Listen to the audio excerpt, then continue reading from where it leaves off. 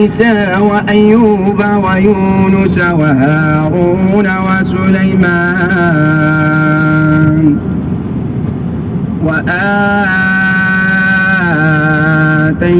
داود زبورا ورسلا قد قصصناهم عليك من قبل ورسلا لم نقصصهم عليك وكلم الله موسى تكليما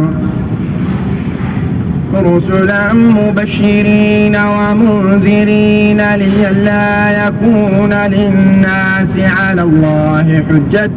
بعد الرسل وكان الله عزيزا حكيما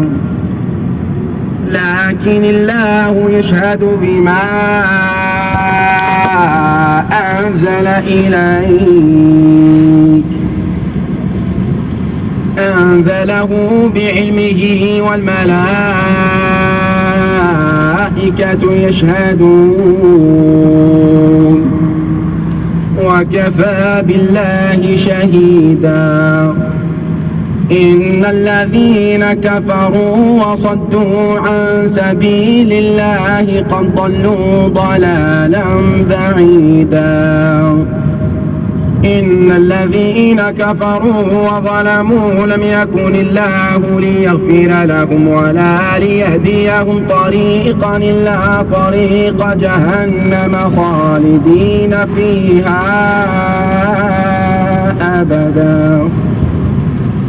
وكان ذلك على الله يسيرا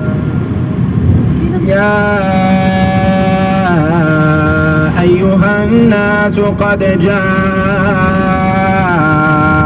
الرسول بالحق من ربكم فآمنوا خيرا لكم وإن تكفروا فإن لله ما في السماوات والأرض وكان الله عليما حكيما يا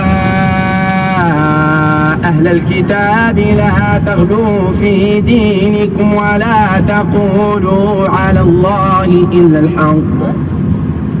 إنما المسيح عيسى بن مريم رسول الله وكلمته ألقاها إلى مريم وروح منه فآمنوا بالله ورسله ولا تقولوا ثلاثة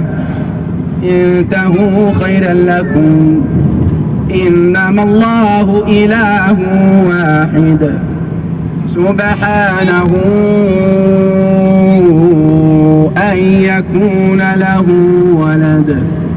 له ما في السماوات وما في الأرض وكفى بالله وكيلا لن يستنكف المسيح أن يكون عبدا لله ولا الملائكة المقربون ومن يستنكف عن عبادته ويستكبر فسيحشرهم إليه جميعا فأما الذين آمنوا وعملوا الصالحات فيوفيهم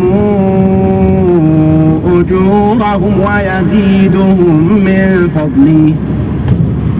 وأما الذين استنكفوا واستكبروا فيعذبهم عذابا أليما ولا يجدون لهم من دون الله وليا ولا نصيرا يا أيها الناس قد جاءكم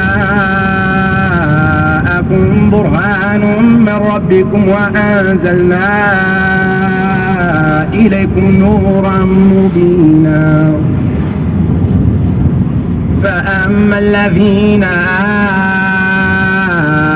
آمنوا بالله واعتصموا به فسيدخلهم في رحمة منه فسيدخلهم في رحمة منه وفضل ويهديهم إليه صراطا مستقيما. يستفتونك قل الله يفتيكم في الكلالة إن امرؤ هلك ليس له ولد وله